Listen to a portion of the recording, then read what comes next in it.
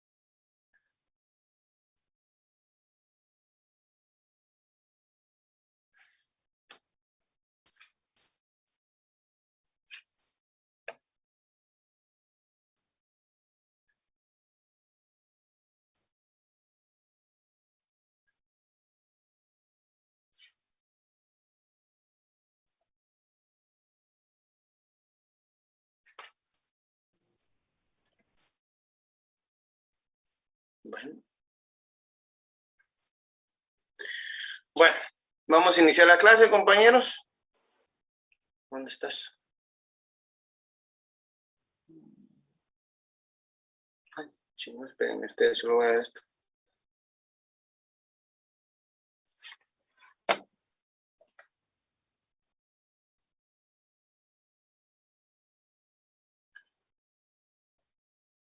Ok.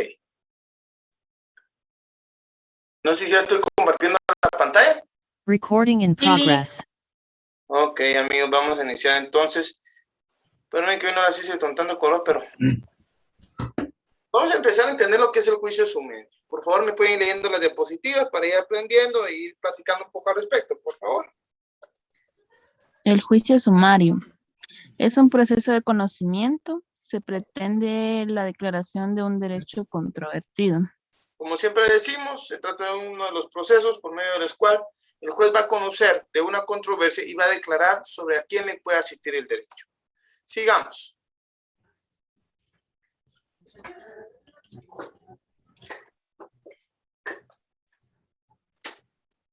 ¿Lo pueden leer ahí? El carácter de los juicios sumarios es el de presentar una abreviación y compediosidad de formas, de donde procede su denominación, en oposición a las del procedimiento ordinario, amplio y detallado. Es decir, lo que se busca es tener también un juicio de conocimiento, pero un tanto más abreviado que un juicio ordinario. Sigamos leyendo.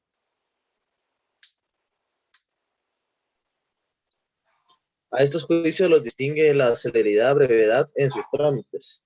Principios que inspiran el juicio sumario. La celeridad y brevedad, claro, encontramos la escritura y todos los de dispositivos, claro que sí, pero entre los principales está la celeridad y la brevedad. Sigamos leyendo.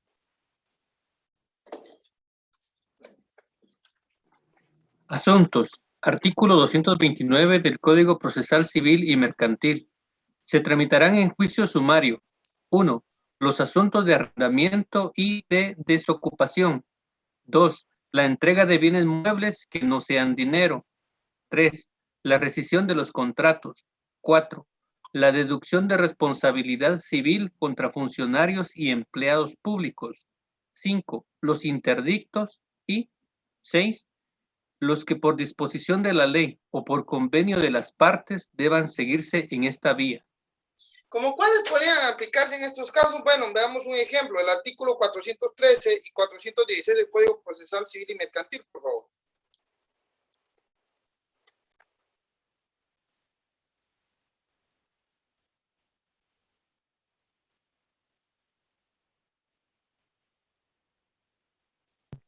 Artículo 413. Oposiciones. Si varias personas se disputaran el derecho de representar al ausente, la cuestión se resolverá en forma de incidente. Y declararse la ausencia, el juez nombrará a la persona que tenga mejor derecho, de acuerdo con lo que dispone el Código Civil. Si hubiera oposición a la declaración de ausencia, el asunto será declarado contencioso y se substanciará en la vía sumaria. ¿En qué vía se tramita entonces la oposición a la declaración de ausencia? Vía sumaria. Veamos el artículo 416, por favor. Luego me disculpen un segundo, señores, que ando solito aquí. Artículo 416, administración de los bienes. Pueden obtener la administración de los bienes del ausente los que se crean con derecho a ello, según el Código Civil. La solicitud deberá publicarse en el diario oficial y en otro de los de mayor circulación. Y en caso de presentarse oposición, se tramitará en juicio sumario. El juez ordenará que se dé la administración de los bienes del ausente a los interesados de acuerdo con lo dispuesto en el Código Civil. Ok, y por último, para que entendamos el 1039 del Código de Comercio, que establece que todo lo referente a esta rama, por lo regular se va a tramitar en la vía sumaria. Pero bueno, ya empezamos a entender un poquito de esto. Ay, Dios. Veamos los asuntos, por favor, de arrendamiento y desocupación.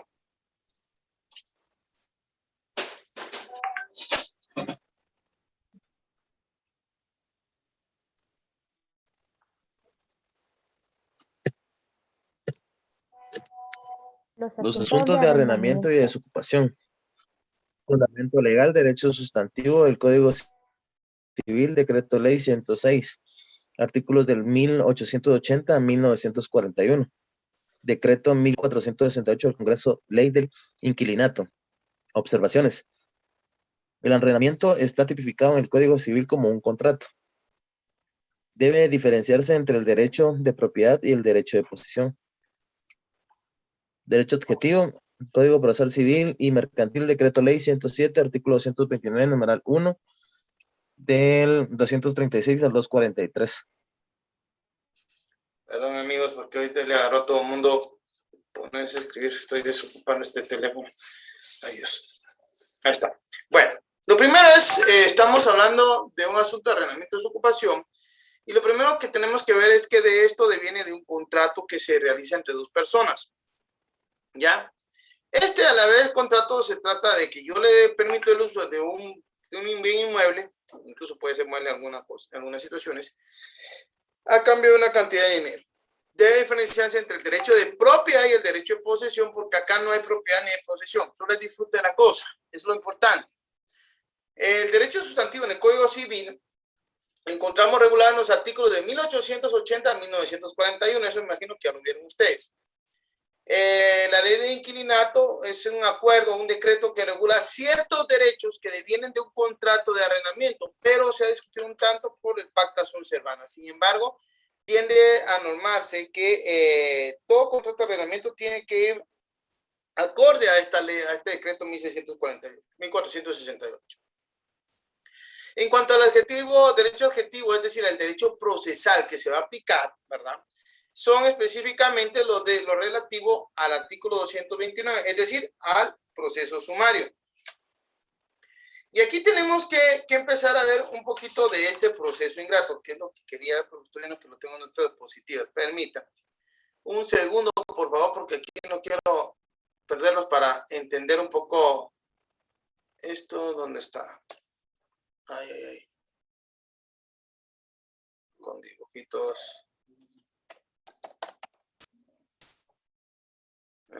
Sí, aquí está. ¿Están todavía viendo las diapositivas? ¿Pueden ver la pantalla? Sí, Lick, ¿sí se ve?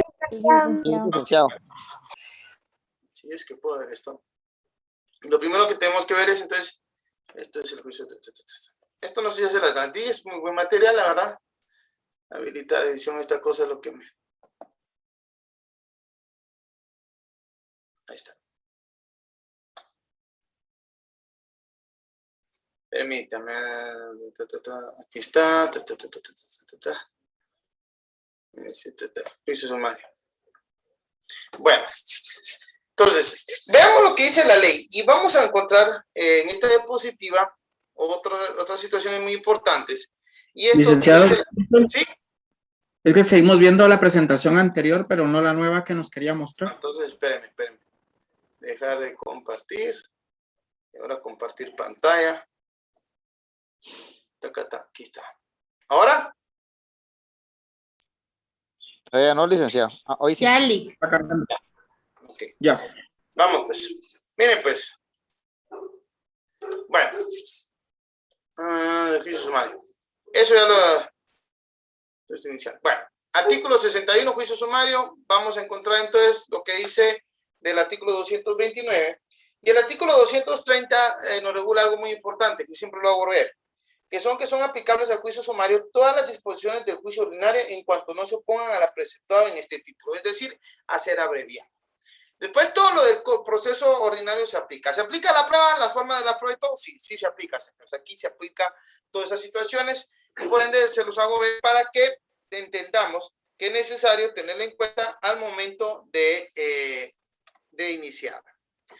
Si se dan cuenta, hay una diferencia entre juicio ordinario y juicio sumario. Si alguien me dice, mire, ¿y cómo se diferencia? Pues son simples. Primero, los más importantes son los plazos. Los plazos en el juicio sumario son más cortos, menos que los plazos del juicio ordinario son más largos.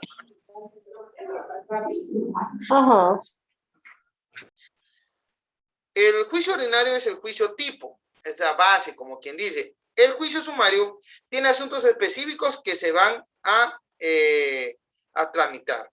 Y por último, verán que las excepciones privilegiadas se resuelven en sentencia en el juicio sumario. Las excepciones privilegiadas en el juicio ordinario serán resueltas en incidente. Entonces, esas son las pequeñas diferencias que hay entre el juicio ordinario y el juicio sumario. Luego de esto, quiero que lean el artículo 231, que es el que establece que las personas capaces para obligarse pueden, por convenio expreso, celebrado en escritura pública, sujetarse al proceso sumario para resolver sus controversias. Decisión que no puede variarse.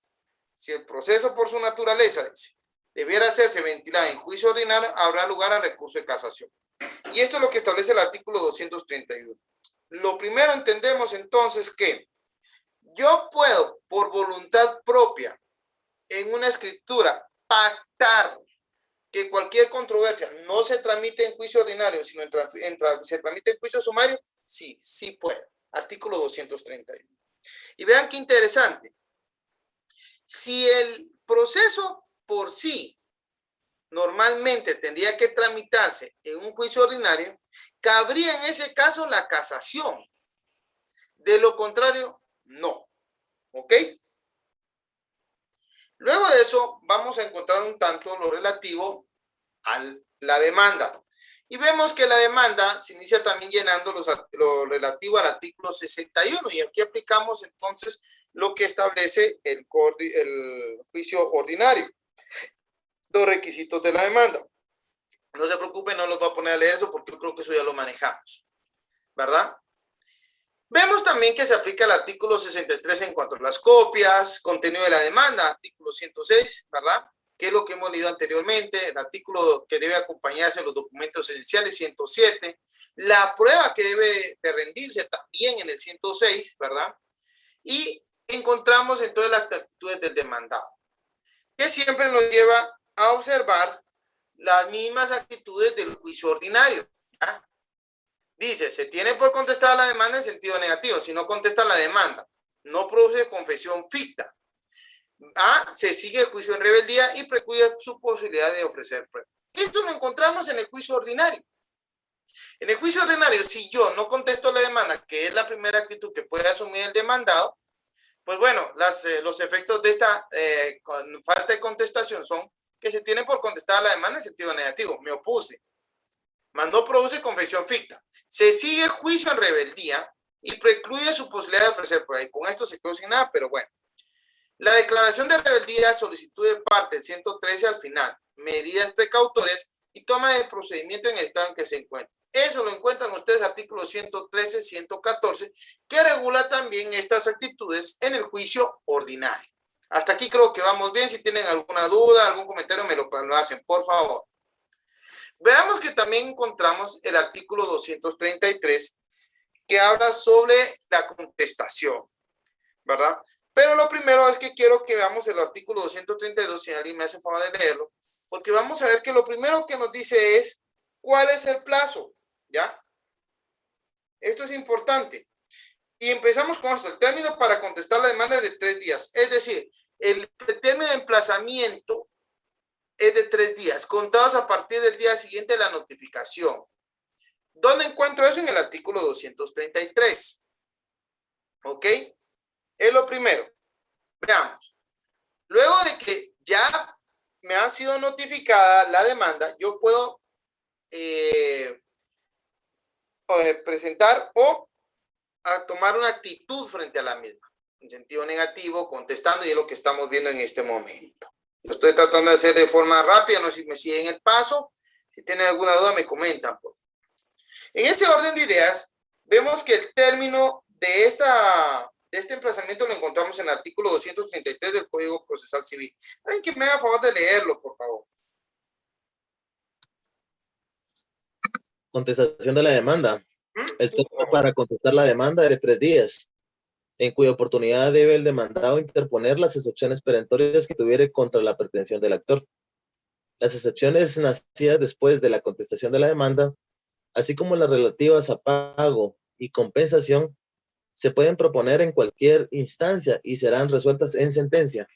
Bueno, lo primero que quiero rescatar del 233 es el plazo. 3 días es el emplazamiento. ¿Ya? Ahora, fíjense que estamos hablando de las excepciones, en este caso, nacidas después de la contestación de la demanda. Y aquí hablamos de las excepciones privilegiadas y de las excepciones previas. Perdón, de las excepciones perentorias, perdón.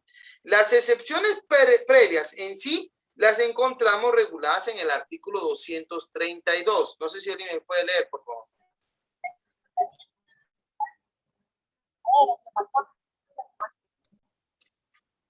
Artículo 232, interposición de excepciones previas. Dentro del segundo día de emplazado, podrá el demandado hacer valer las excepciones previas a que se refiere al artículo 116, las cuales se resolverán por el trámite de los incidentes. Sin embargo, en cualquier estado del proceso podrá oponer las excepciones de litispendencia, falta de capacidad legal, falta de personalidad, falta de personería, caducidad, Perdón, prescripción. compañero, permítame. Tal vez la compañera que tiene encendida su micrófono lo puede apagar, por favor. Gracias. Puede continuar, mamá. Sin embargo, en cualquier estado del proceso podrá oponer las excepciones de litispendencia, falta de capacidad legal, falta de personalidad, falta de personería, cosa juzgada, caducidad, prescripción y transacción, las que serán resueltas en sentencia. Estas también son privilegiadas. Entonces, entendemos esto. Primero, el término del emplazamiento es de 3 días, ¿ya? Dentro del segundo día de emplazado, es decir, dentro de los 3 días, tenemos 2 días que son para contestar la demanda o asumir una posición a la demanda. Nosotros tenemos la posibilidad, si somos los demandados o representamos dicha pretensión, de poder interponer o presentar excepciones previas. ¿Cuál es el trámite de las excepciones previas? De los incidentes. ¿Cuáles incidentes? Nos vamos a leer del organismo judicial. ¿Ok? Luego el artículo 233 continúa diciendo también que las relativas a pago y compensación se pueden proponer en cualquier instancia y serán resueltas en sentencia. Al igual que las de falta de las excepciones de litispendencia, falta de capacidad legal, etc. Hablemos ahora entonces que estamos hablando que si inicia el proceso con la demanda, van a ir a notificarle a la parte demandada la pretensión, es decir, la demanda interpuesta en contra de ella, y esta tiene 2 días a partir que le notifican, a partir del día siguiente, ¿verdad?, que empieza a correr el plazo, para presentar una excepción previa. Aún así, también al tercer día es lo que la ley le otorga para que asuma una posición frente a la demanda. Lo acá le estábamos leyendo anteriormente que podemos encontrar que puede ser incluso no contestar. Y si no contesta, se aplica o tiene los mismos efectos que la falta de contestación de la misma en el juicio ordinario. Vemos entonces que acá encontramos el 232 que dice interrupción de excepciones previas. Comprende las dilatorias o previas, preclusivas y no preclusivas. El plazo es de 2 días, clases, artículo 116. El trámite es el de los incidentes. Si se interpone después de contestar la demanda, se tramitará el incidente, pero se decidirá en forma conjunta con la sentencia. Esto es conforme al artículo 233. 132, porque hablamos de las privilegiadas. Ojo con eso. Excepciones previas, particularidades. Se plantean después de contestada la demanda, conforme al artículo 232. Se tramitan incidentes y se resuelven en forma conjunta con la sentencia. El contenido del auto, en un solo auto se resuelve todas las excepciones planteadas. Eso es conforme a lo que establece el artículo 121, que regula también precisamente el juicio ordinario. Si se interpuso competencia junto a otras, el juez resuelve primero sobre la misma. Fíjense que es importante esto. Aquí ya no nos vamos al 121. No. Tenemos que recordar que la propia ley nos establece que debemos conocer primero, o el juez debe conocer sobre la competencia que tenga para conocer o no sobre este tipo de proceso. Y leamos el 121, por favor, otra vez, para tenerlo mejor, más claro. 121 del Código Procesal Civil y Mercantil.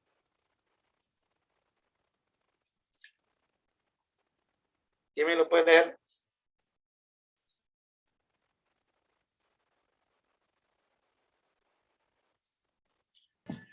Resolución. 121. Sí, 121, por favor.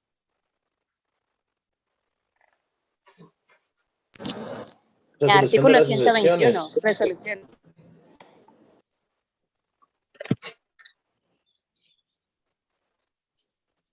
Resolución de las excepciones previas. El juez resolverá en un solo auto todas las excepciones previas.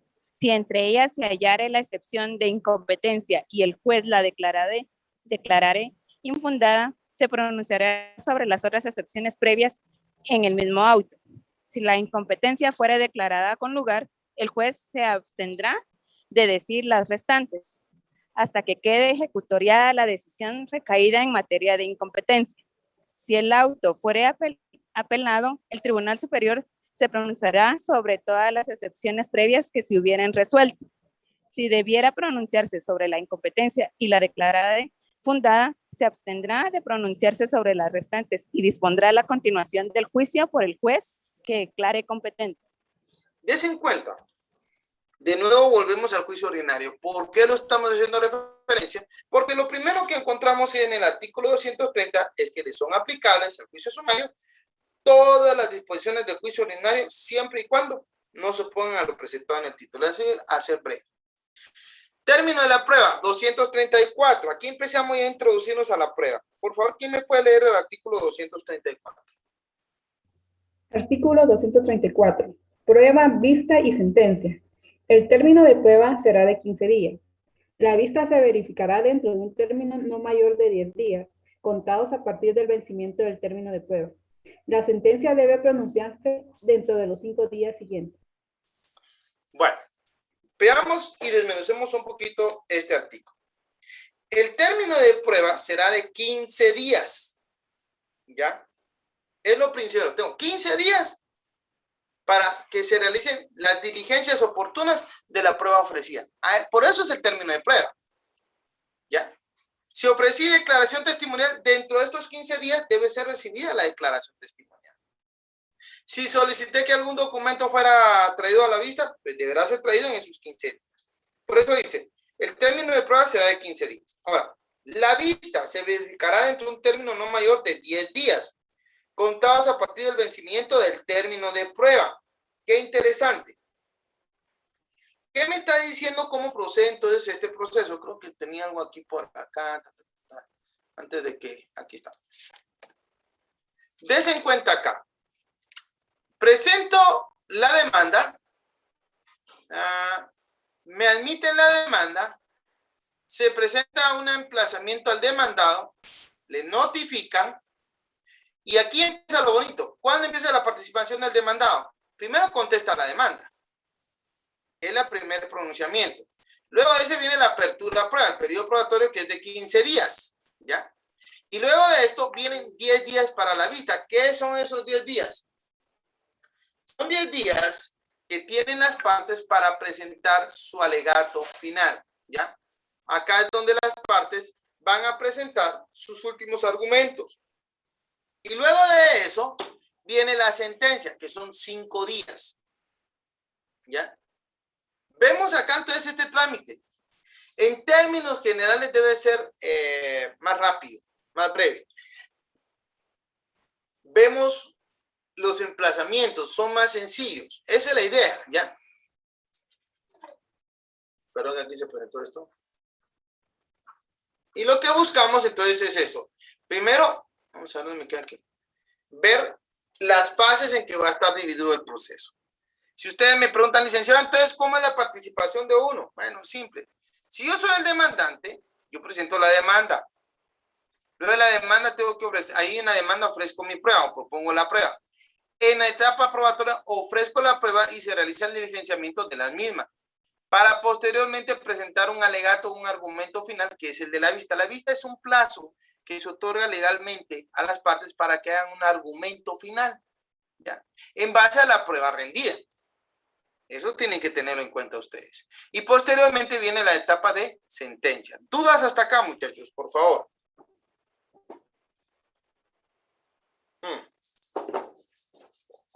Sigamos entonces. Ya una pregunta. ¿Y en la práctica se cumplen estos plazos? No, no se cumplen. Mire, sería mentira decirle que generalmente se van a cumplir estos plazos. No se cumplen. Por una razón. Lamentablemente, estamos colapsados. Actualmente los juzgados están colapsados, los juzgados civiles, Dios me guarde. Pero si usted me pregunta, ¿es más corto un sumario que un ordinario? Sí. O sea, sí se tramitan más rápido. No se respetan los plazos. Mentira. Es materialmente imposible, muchachos. Yo estoy como juez civil en Antigua Guatemala y créame, traté y ¿qué? Por más que uno quiera, porque son demasiadas las cargas. Y otra cosa que afecta mucho, esto sí tienen que tomar en cuenta ustedes, lamentablemente, es que muchos abogados van interponiendo nulidades y otros recursos con el fin de atrasar el diligenciamiento normal de un proceso, el retardo. Es una práctica jurídica y que se da todos los días. O sea, yo no quiero que lleguemos a tal lado. Lo que hacen muchos es interponer los recursos que consideren oportunos y van logrando su objetivo. No porque el recurso sea idóneo, no porque con el recurso logren variar mayor cosa, no. Simplemente que para ellos es una forma de lograr el tiempo que necesitan. En este caso, acuérdense que uno de los procesos que se mira es lo relativo al arrendamiento, los devenidos del arrendamiento. Es decir, cuando una persona no paga, quieren arrendar, está metida en la casa y no la logran sacar. Claro que esta persona va a presentar cuanto recurso le sea posible con tal de que no lo saquen del lugar.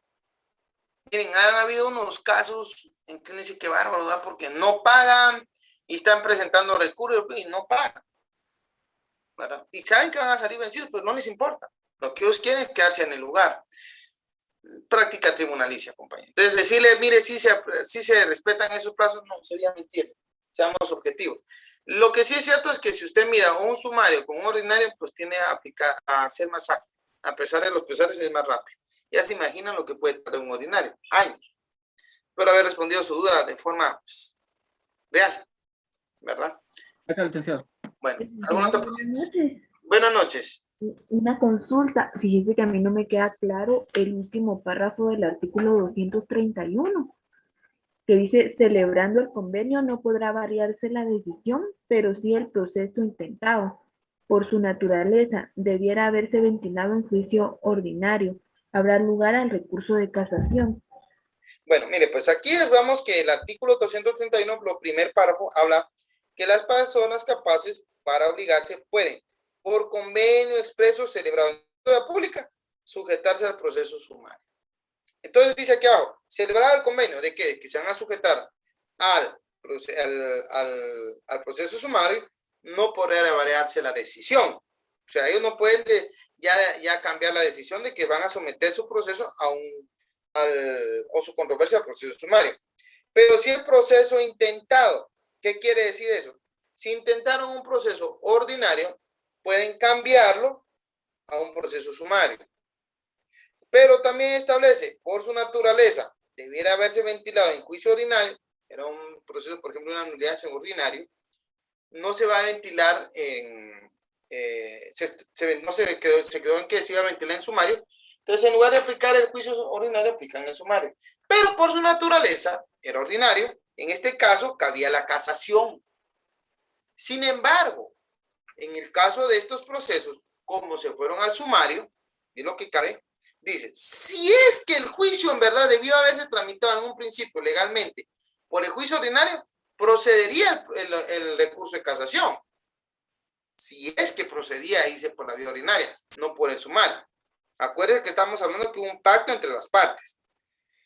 Pero si no, póngale que era un oral, que no difícilmente se ve, pero sí era algún otro tipo de proceso que tenía que tramitarse en otra vía, o bien podía tramitarse o se quedó en convenio en el juicio sumario, no cabría recurso de casación. O sea, si era un juicio ordinario por su naturaleza, cabe casación.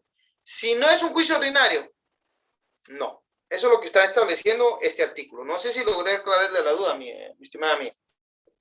Sí, licenciado, muchas gracias. Esto quiere decir que en el proceso sumario no hay casación. No, salvo que desde un principio ya ha tenido que irse a la vía ordinaria, pero por convenio entre las partes dijeron el sumario. Ahí sí cabría. De lo contrario, no hay casación. Ok, muchísimas gracias, licenciado. Para servir. Sigamos entonces. ¿Alguna otra pregunta?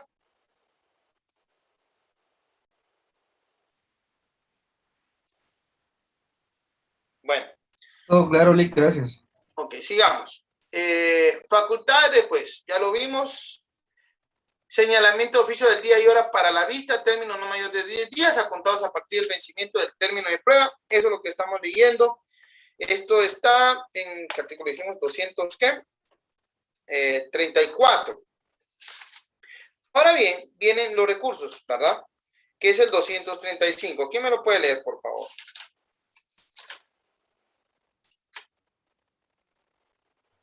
Artículo 235. Recursos. Cualquiera de las partes que interponga apelación de una resolución que no sea la sentencia incurrirá en el pago de las costas y en una multa de 25 quetzales que le impondrá el tribunal de segunda instancia si se confirma la resolución o se declara improcedente el recurso. Bueno, aquí estamos hablando de recursos y antes que se me olvide, para mí es importante que platiquemos sobre otra potestad que tienen los jueces en lo que es el procedimiento sumario, ¿ya? Y es que, si se dan cuenta, en el juicio ordinario, procede que el juez, si lo considera prudente, aplique el artículo 197. ¿Quién me lo puede leer?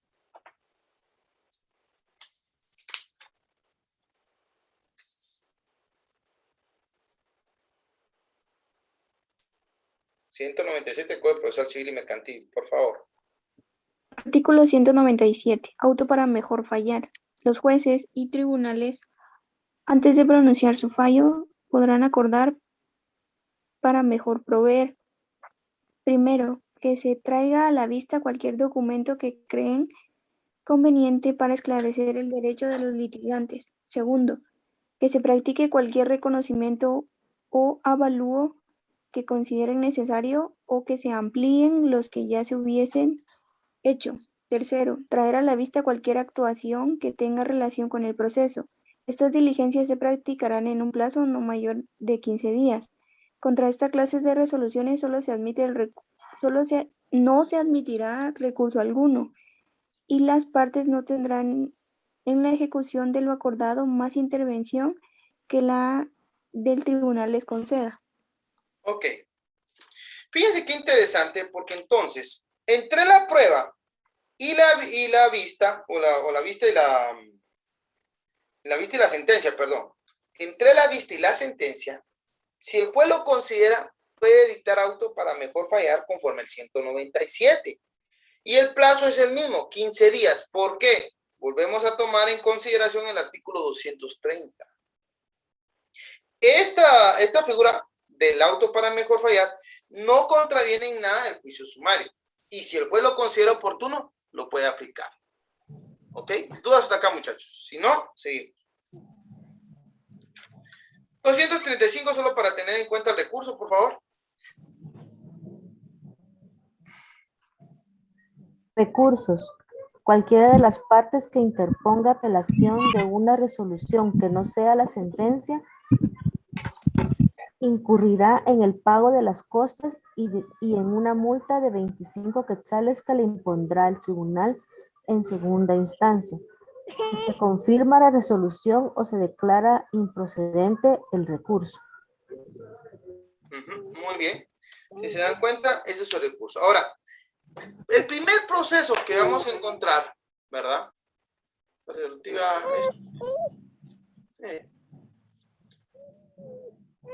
De sumario, o sea, regla general, esto sí me interesa. No existe limitación en apelación, pero sí quien apela cualquier resolución que no sea la sentencia y no confirma, incurre en el pago de las costas y en una multa de 25 quetzales. Las 25 quetzales, pues no tiene nadie mayor problema. Las costas procesales es otro nivel.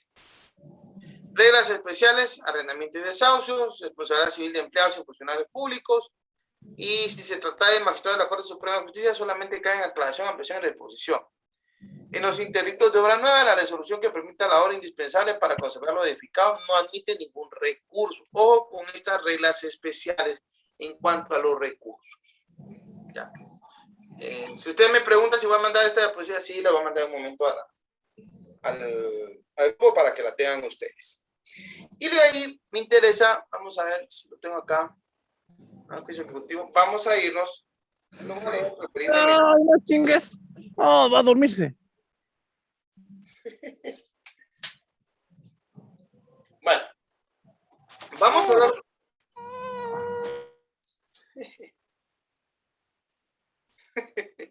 Con niños no me meto yo. Bueno, hablemos sobre el arrendamiento del artículo 236. ¿Quién me lo puede leer, por favor?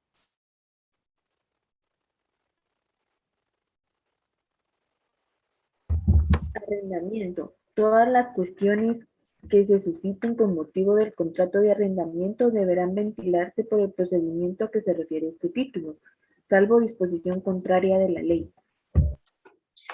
¿Cómo qué? Cobro de rentas atrasadas. Es lo principal, cobro de rentas atrasadas, ¿ok? Voy a ver si tengo algo aquí porque la verdad en mi rollo iba a dar una clase así especial sobre el juicio sumario. Aquí encontramos el juicio de desocupación, ¿verdad? Si alguien quiere leerlo, porque es importante tener en cuenta esto, ¿verdad?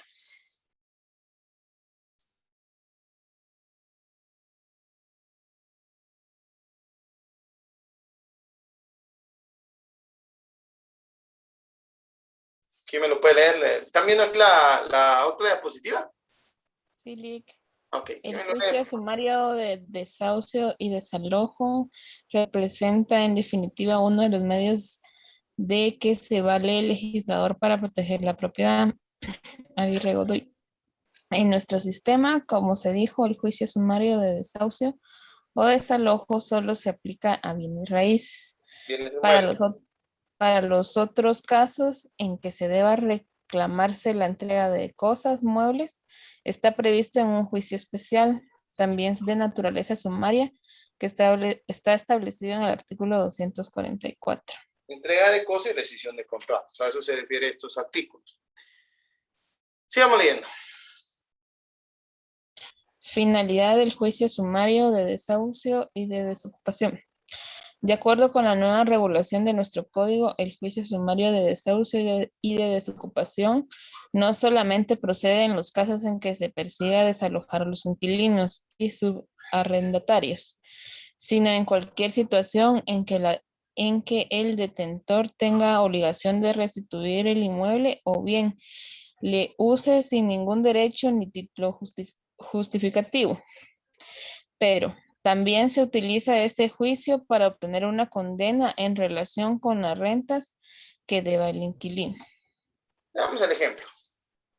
Por ejemplo, cuando el arrendatario desocupó voluntariamente el bien inmueble, puede...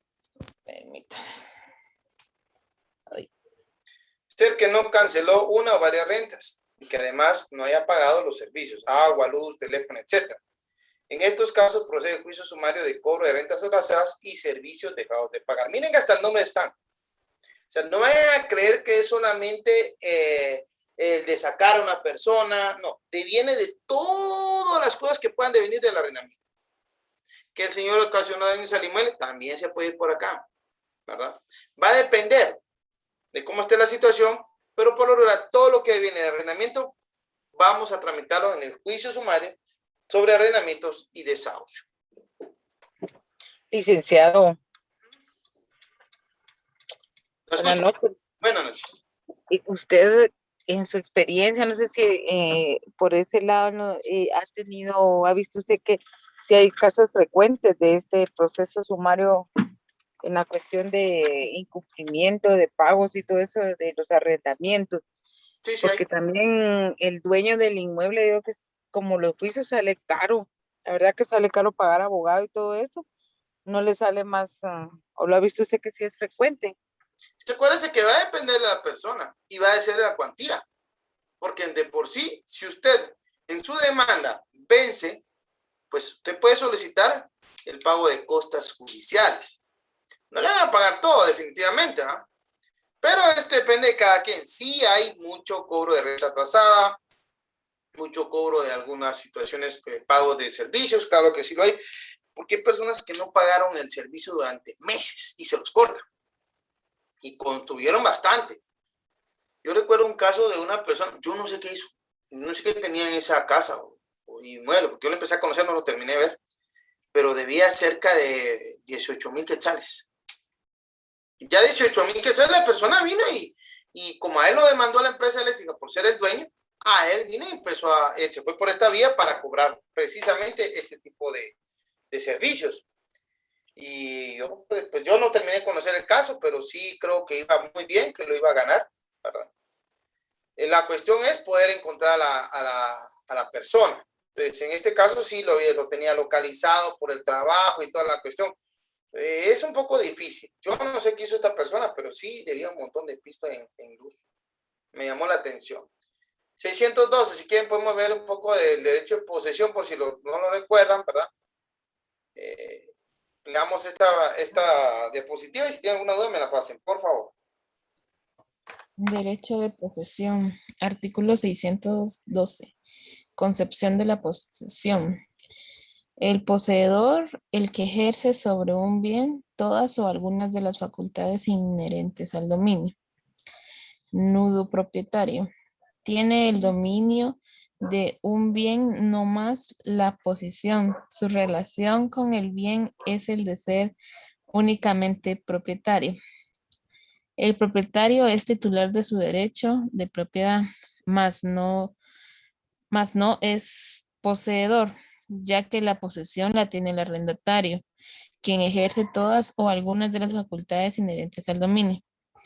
El propietario no puede violar el derecho de posesión aduciendo que es el propietario.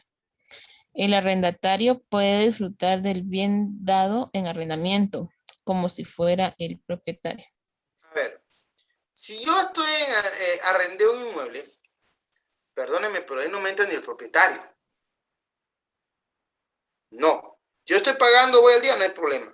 No pagué, igual hay un contrato, destíndame el contrato. Pero el derecho para gozar del bien, nadie me lo puede quitar. Eso es lo más importante acá. Sigamos. Contrato de arrendamiento. Artículo 1880 del Código Civil. El arrendamiento es el contrato por el cual una de las partes se obliga a dar el uso o goce de una cosa por cierto tiempo a otra que se le obliga a pagar por ese uso o goce un premio determinado. Todos los bienes no fungibles pueden ser objeto de este contrato, excepto aquellos que a la ley prohibía arrendar y los derechos están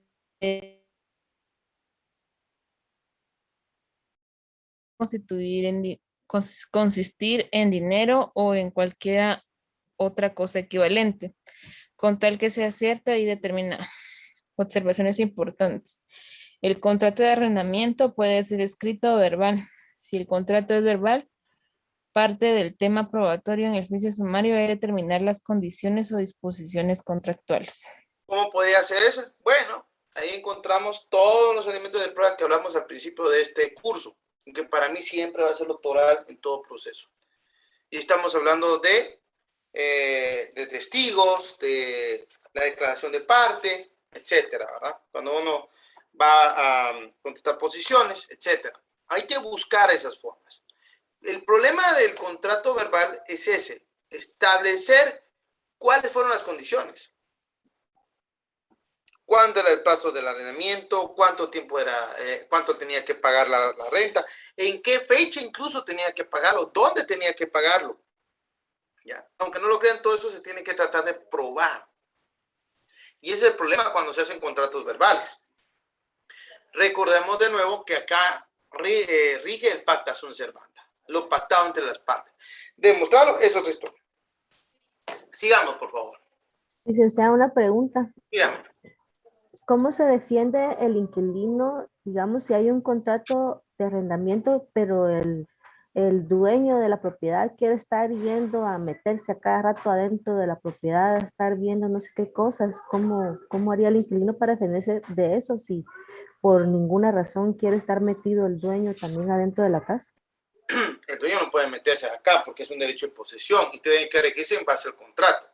En base a eso, si lo vemos desde el punto de vista civil, puede ordenar un alejamiento por cumplimiento del contrato. O sea, se le obliga a cumplir el contrato. Otra cosa podría ser la rescisión contractual. Pero recordemos de que si hay un contrato y se puede demostrar las cláusulas del contrato, no hay pierde. Usted puede hacer maravillas siempre y cuando hay contrato. Cuando no hay contrato es el problema. Ese es el gran clavo. No hay contrato, hay problemas. ¿Ya? Mucha gente dice, ¿para qué voy a hacer contrato? Bueno, es que usted no hace contrato, va a tener problemas. Ya. ¿Ok? Entonces, en base al contrato se puede demostrar todo. Si no hay contrato, va a tener que volver a esta parte de demostrar cuáles fueron las condiciones en que se estableció el contrato. Ya. Y si usted dice, mire, usted le ofreció el arrendamiento, sí, usted sabe que él disfruta del bien, sí, entonces ¿por qué se vayan a meter? Entonces ahí ya lo pueden, mire, está jalado, nunca he visto un caso así, pero podría haber hasta una usurpación o un allanamiento, dependiendo. Si yo no estoy dando permiso para que ingrese, no puede ingresar, por no tener el goce y disfrute del bien. Es decir, no puede venir y arrojarse ese derecho. No sé si logré contestar su pregunta, mi amiga. Sí, gracias, licenciado. Entonces, digamos que, ¿qué procede? O sea, ¿qué haría el inquilino en ese caso si no está respetando el contrato? Una es la rescisión contractual, rescinde el contrato. Otra es la obligación de hacer. ¿De qué? De cumplir el contrato. Entonces, usted puede obligar a la persona diciendo, miren, aquí un contrato. Usted no puede ingresar acá. ¿Ya? Y en base a eso, ordenarle a través de un juzgado que no siga perturbándolo en su derecho de posesión. Hay otros juicios, ¿ya? Hay otros juicios. Pero tendríamos que ver cuál es el que se podría aplicar mejor con las causas específicas del caso en concreto. Es decir, las circunstancias del caso en concreto. Por ejemplo, ¿a qué llega el señor a la casa? ¿A que le gusta la inquilina y la llega, como dicen vulgarmente los muchachos, a enamorar? Pues ella puede decir que hay un acoso. Y miren que ahí se pone más seria la cosa. ¿Cuál es la intención? ¿Por qué llega? ¿Y cómo entra? Si él se para enfrente, perdónenme, no está haciendo nada malo. En la calle está enfrente, no hay problema. Pero si está acosando, ahí hay otro tipo de situaciones. Si él tiene llave, usted le cambia en chapa y no puede alegarle nada. Hay un disfrute y se acabó del bien. Si él ha alegado, usted puede alegar que hay un contrato. ¿Por qué llega esta persona a la habitación o a la casa o al inmueble? Eso es lo que debe que determinarse. Porque miren, dependiendo las acciones de esta persona, podrá determinarse incluso si no está cometiendo algún tipo de delito. Eso es lo que usted va a tener que ver, ¿ya? Gracias, licenciado. ¿Alguna otra pregunta?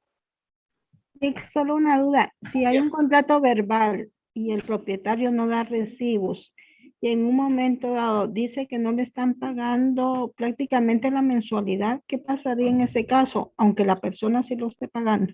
Pues lo mejor sería que o le empiece a depositar en una cuenta que sea de su conocimiento o consigna el pago. Ante juez competente. ante el juez para que de esa manera se pueda demostrar que usted sí ha cumplido. ¿Sería de primera instancia ahí? Dependiendo de la cuantía. Ah, ya. Hablábamos de la ínfima y de la Menor, parte. acuérdense que son de 15,000 un juzgado de paz. En Guatemala hasta 50,000. En algunos municipios hasta 25,000. ¿Verdad? Hablamos de Santa Lucía, Villanueva, Matitlán, ¿cómo se llama? Santa María Nevaj. Vamos a ver el resto aquí. Creo que está Petén, si no me recuerdo, había uno de Petén, Poctún Petén. Bajando a Guatemala, pues pasamos por lo que era para Occidente, Santa María Nevaj, Santa Eulalia, en Huehuetenango, bajamos a San Marcos, si no me recuerdo, a lo que es Malacatán, Malacatán no. Otro municipio, no recuerdo ahorita el nombre. Disculpe, pero eso es para ver la jurisdicción, pongamos qué clase de juzgado es. Eso es para ver eso. La competencia. Para ver qué juzgado le compete. Sí. Y aparte sería el monto de la menor cuantía y de la ínfima cuantía. Es que mire, pues dependiendo de la cuantía usted va a determinar si le corresponde a un juez de paz o a un juez de primera instancia. Si es ínfima o menor cuantía, le corresponde a un juez de paz. No hay de otra. Ínfima y menor. Ínfima menor es, por ejemplo, por eso le decía, en los municipios que hablamos generalmente, hablamos de hasta 15,000. Es juez de paz. En Guatemala, ciudad de capital, conocen los juzgados de paz hasta 50,000. En los juzgados, en algunos juzgados del interior, hasta 25,000. Santa María Nevaja, Matitlán, Villanueva, Santa Eulalia, ¿cuál es el otro que me acuerdo? Santa Lucía, Cotzumalguapa. Esos son algunos de los que conocen hasta 25,000. Entonces, dependiendo usted en dónde se encuentra, usted va a tener que determinar si es menor o es mayor cuantía. ¿Ya me entendió? Gracias, licenciado, muy amable. Ok. ¿Alguna otra pregunta? Ok, sigamos entonces. Artículo 1928, por favor.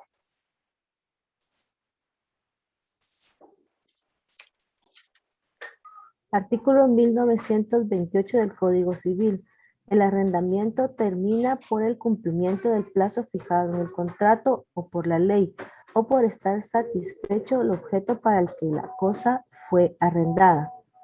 El artículo 1929 del Código Civil termina también el arrendamiento por convenio expreso, por nulidad o rescisión del contrato, por pérdida o destrucción total de la cosa arrendada y por expropiación o evicción de la cosa arrendada. Bueno, aquí encontramos cuál es cuando termina el arrendamiento. La verdad que es muy sencillo, ¿ya? Si uno lee el código A, básicamente encontramos por convenio de que las partes dijeron, miren, ya no queremos seguir con el contrato. Por nulidad o rescisión del contrato, que es lo que estamos hablando, pues mire, usted tiene derecho, pero no me ha cumplido, entonces no me pida y rescindamos el contrato o lo declaramos nulo. Por pérdida o destrucción total de la cosa arrendada. Ahí ya no puedo seguirlo arrendando, ¿verdad? Siempre y cuando no sea, como dijera, culpa de la persona que es el arrendatario. Por expropiación o evicción de la cosa arrendada. Por expropiación se lo quitan. Y por evicción es cuando se pierde un derecho por sentencia firme de un juez. Eso es lo que tenemos que hablar. El arrendamiento también termina por el cumplimiento del plazo fijado. Ya llegamos al plazo, yo ya no quiero renovar el contrato, ni modo, ¿verdad? O porque el contrato establece un plazo, la ley.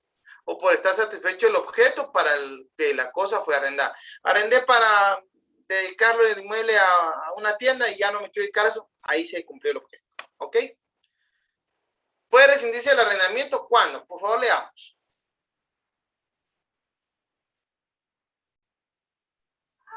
Si el arrendador o el arrendatario faltan al cumplimiento de sus respectivas obligaciones. Si tratándose de una finca rústica, el arrendatario abandona las plantaciones existentes al tiempo de celebrar el contrato o no las cultiva con la debida diligencia. Si entregada la cosa arrendada y debiendo el arrendatario garantizar el pago de la renta, se niega a hacerlo o no lo hace en el término convenido. Por mayoría de edad del menor, rehabilitación del incapaz o vuelta del ausente en los arrendamientos que hubieren celebrado sus respectivos representantes con plazo mayor de 3 años.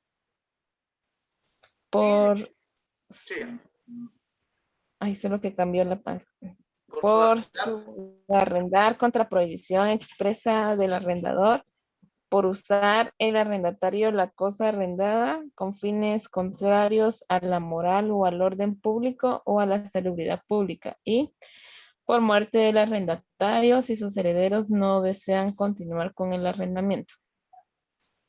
Aquí están las causas por las que se puede rescindir un arrendamiento o un contrato. Sigamos leyendo, por favor.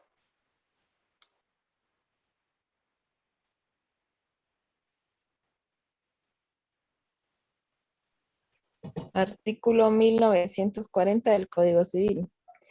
El arrendador podrá dar por terminado el arrendamiento en los casos generales establecidos en el artículo 1930 en los especiales siguientes. Cuando el arrendatario no esté solvente en el pago de la renta y adeuda por lo menos 2 meses vencidos. Cuando el propietario necesite la casa o vivienda para habitar él y su familia, siempre que pruebe esta circunstancia. En la familia se comprende su esposa o conviviente de hecho, hijos, padres o personas que dependen de él económicamente. Cuando el inmueble necesita reparaciones indispensables para mantener su estado de habitabilidad o de seguridad, o vaya a construirse nueva edificación. Cuando la vivienda o local sufran deterioros por culpa del arrendatario o de sus familiares o dependientes, que no sean producidos por el uso normal del inmueble. Cuando se trate de inmuebles del Estado o de las municipalidades que sean necesarios para la instalación de sus dependencias, oficinas o servicios. Y cuando el propietario necesite el local para instalar su negocio o cualquier otra actividad lícita, pero que no tenga otro inmueble con las condiciones adecuadas para tal fin. Ocurrido cualquiera de estos casos anteriores, se procederá de acuerdo con lo que establecen las leyes respectivas. Ojo con estos. En este caso, yo digo, bueno, hasta acá. Han sido algunos utilizados, algunos de estos casos, porque pues el arrendador ya no quiere seguir. Ya había incluso un inmueble y un contrato, y pues le falta para cumplirlo. Han habido inmuebles que han sido arrendados por mucho tiempo. Créanme que según lo que se trate, han habido hasta de 10, 15 años, dependiendo. Es igual que el usufructo. Hay casos, no decir que son los mayores, pero sí hay casos. En algunos casos han sido de casas de habitación, ¿verdad? Que las personas les dan para 4 o 5 años. Una de los casos más concurrentes en este caso es cuando dice, mire, la familia va a habitar, o yo voy a habitar en la casa, me quedé sin casa, necesito volver a habitar ahí. Debe comprobarse. Y no puede ser cualquier familiar, ¿verdad? De hecho, si se dan cuenta, aquí establece que en la familia se comprende su esposa o conviviente de hecho, hijos o personas que dependan de él económicamente. Pero deben depender de él económicamente, como por ejemplo, algún hijo que adoptaron, algún sobrino que esté viviendo ahí en la casa, pero tiene que ser muy demostrado y de todas maneras tiene que ser demostrado conforme a la ley, o sea, respetando los grados de ley y parentesco. Como dije anteriormente, cuando se sufran deterioros por culpa del arrendatario o de sus familiares o dependientes que no se han producido por el uso normal del inmueble, quebraron alguna parte, una estructura por estar fregando, o demolieron, o no sé, cualquier daño que sufra en este caso, se puede rescindir el contrato. Esto es en cuanto al desahucio, ¿ya? ¿Qué es el desahucio, compañeros? ¿Quién me puede decir qué es un desahucio?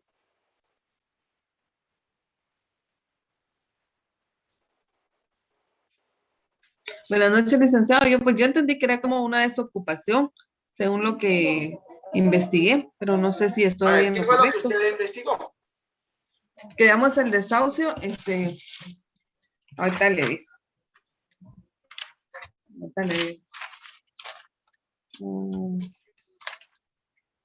Ahí está, licenciado. Estoy buscando mis apuntes. Ok. Miren, el desahucio es fácil. Es un procedimiento por medio del cual se solicita la desocupación de un inmueble arrendado por incumplimiento del pago de la renta. Pero veamos que acá en Guatemala, veamos cuáles son las circunstancias que se podría solicitar el desahucio. Si quieren lo dejamos para el día de mañana, compañeros, son las 8:30, me gusta cumplir. Entiendo que mañana nos miramos a las 2 de la tarde, espero que puedan la mayoría, ¿verdad? Y si pueden leer sobre estos artículos sería fantástico para tratar de adelantar. Por hoy los dejo, les deseo feliz descanso y nos conectamos a las 2 de la tarde el día de mañana. Gracias, Lic. ¿Tienen Buenas alguna noches. pregunta? Muchas gracias. Bueno, ¿alguna pregunta por cualquier cosa? ¿No? Ya, buenas noches. Licenciado, Recording una stopped. pregunta. Sí, dígame. Disculpe, En el artículo 1940, en caso de que el arrendador quiera solicitar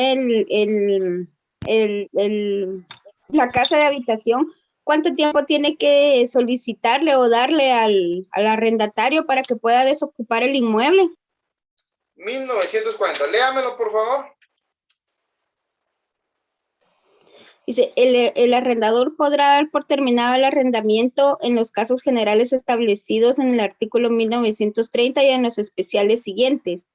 Es el que acaba de leer la compañera que tiene 6 incisos. Va. Fíjese, pues. Ahora, usted dice cuánto tiempo. Como estamos hablando, ¿verdad? De una rescisión contractual.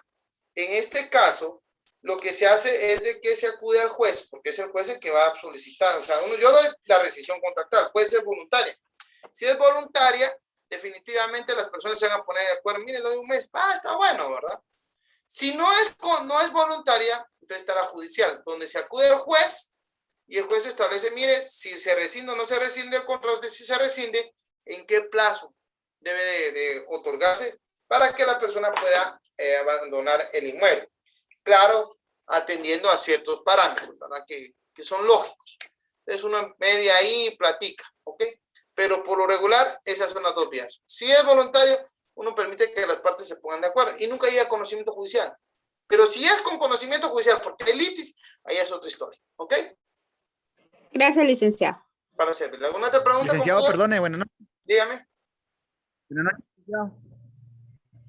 Lo escucho.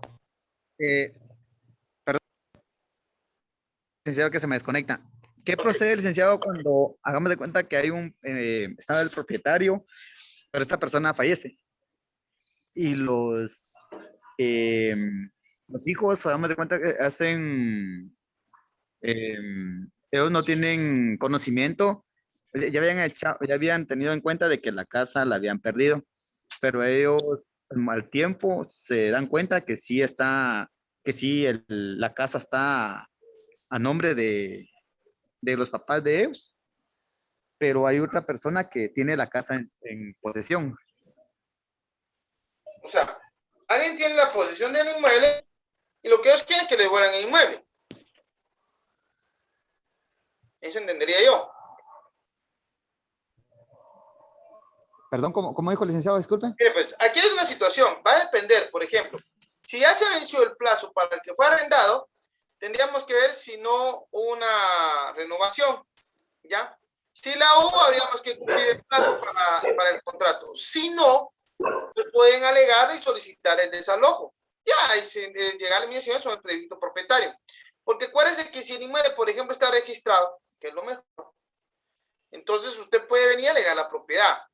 Claro, previamente lo mejor es que hayan iniciado el proceso sucesorio respectivo. Fíjese que digo iniciado. No es necesario que lo concluyan. ¿Por qué? Porque con la iniciación del proceso, en la Junta de Herederos se nombra un representante de la mortuaria, o alguien que representa los intereses del fallecido, lo que dejó en vida, pues. Mientras que se deducía que a quién le quedan los bienes. Mientras tanto, entonces esta persona que es defensor judicial puede iniciar las demandas respectivas para lograr la obtención del bien inmueble. Ya. Entonces ahí ya vamos a ver cuál es la situación en específico para determinar cuál es la vía. Porque no por fuerza tiene que ser desocupación. Ya. Va a depender de las circunstancias del caso en específico. De eso se trataría. Pero vamos de cuenta, licenciado, que Por ejemplo, esta persona tiene la casa desde hace años y, digamos, se acredita como dueña de la casa, Pues es que pero lamentablemente no se tiene el nombre de esa persona para no poderle... importa, no importa. Mire, ahí tendríamos que ver cómo fue que se obtuvo esa casa. Si fue por arrendamiento, tenía un contrato o algo así, y si no, puede haber prueba anticipada. ¿Ya? Lo importante es tratar de averiguar el nombre de la persona. O si no, pues puede estar alegar usted la usurpación. Se lo usurparon y ya se puede ir a la figura penal. Pero va a depender del caso concreto, porque si se logra la devolución, se logra la devolución. Si usted tiene la escritura, tiene el bien está registrado, está debidamente inscrito en el registro general de la propiedad, perdóneme, ahí nadie se lo quita. Es solamente establecer las circunstancias del caso para determinar qué figura es la que procede. Ah, ya. Puede ser En incluso este hasta un caso... desalojo, Ajá. ¿verdad? Sí. O sea, el caso que le comento es parte de nosotros, ¿verdad? Lo que pasa es que, hágase cuenta que hace años mi papá tenía otra familia, digamos. Y entonces él falleció hace como unos 20 años, 15 más o menos. Entonces estaba una propiedad a nombre de él. Y nosotros iniciamos el proceso del, ¿cómo se llama? El intestado. Ajá. Entonces, pero nosotros habíamos tomado en cuenta o sea, que esta casa ya la habíamos perdido y solo teníamos el derecho de otra casa. Pero al tiempo nos dimos cuenta, bueno, yo me di cuenta más que todo que sí aparece a nombre de todos mis hermanos y a mi nombre una casa. Pero en esa casa desde hace años vive otra persona que ya se adueñó de ella. Y que nosotros, o sea, yo por ejemplo, ya nos habíamos dado por vencidos de que esa casa ya la habíamos perdido, pues. Y ahorita hace poco que nos dimos cuenta que sí me aparece un bien. Ajá. Y entonces ahí me di cuenta que sí aparece que la casa está a nombre de todos mis hermanos. Pero esa otra persona no se quiere salir, pues. Pues yo creo que usted empezaba por el desalojo, pues, iniciaba a solicitar el desalojo de la persona, Pero acreditando mi derecho. Ya. Es que lo que Ya, usted tiene aunque que no hacer tenga es- nombre de ella. No, incluso puede decir, no alegar usurpación. Es que Bueno. usted puede defenderlo contra cualquier persona. Ujú. ¿Ya? Simplemente usted solicita, va a depender de, mire, ahí depende mucho de su abogado, qué tan vivo sea su abogado. Porque yo le pediría los documentos, tráigame la escritura, tráigame todo, bueno, ya tengo todo esto y bueno, ¿quién vive ahí? Yo incluso digo, mire, buenos días, vengo a hacer un acta notarial para determinar si usted tiene algún contrato o así con el señor fundamental para arrendar la casa. No, que la arrendara, bueno, me puede dar sus datos, si no, pues hago constar eso en acta notarial y hago constar que no me quiso dar su nombre. Y empiezo como para solicitar una prueba anticipada de una persona que no quiso dar su nombre y que la arrendara. Empezaría a buscar la forma, pero como le digo, va a depender, ya en el caso concreto va a depender mucho de las circunstancias, porque de esos casos no se dan todos los días. ¿Ya? Incluso puede ser que esta persona haya realizado algún tipo de, como ya son 20 años, acuérdese, lo haya inscrito a nombre de él como propietario por el usucapión. Pero si es así, tendríamos que ver cuál de las dos procede y al final, pues, pelear la cosa. Para hacerlo, yo me iría incluso a DICAL o al registro de bienes inmuebles en la municipalidad para determinar la dirección del inmueble. Con la dirección le tienen que lanzar la nombre de finca, folio y libro. Y si está inscrito 2 veces, ahí se lo lanza. Y ya con eso le lanzan también a nombre de quien está inscrito. Ya cuando usted sabe más o menos qué proceso va a tener que lanzarse. Sí, porque nosotros averiguamos y, bueno, yo averigüé más que todo y no solo solo aparecemos nosotros como propietarios, sino hay otra Inscripción. algo más inscrito, o sea, no hay otro. Por medio del notario llegaría a preguntarle, ¿verdad? Para hacer constante que se encuentra acá y si él sabe que ese inmueble pertenece a tales personas, ¿verdad? Y si es así, pues si desea llegar a un acuerdo para desalojar el inmueble, pues, hablando se entiende la gente. Y si le dicen que no está bueno, entonces ya viene a uno la siguiente fase. ¿Okay? Gracias, licenciado, muy amable. Bueno, para servirle. Señores, si no me preguntas, te deseo feliz descanso. Nos miramos mañana. Buenas noches. Buenas noches. Hola, Charlie.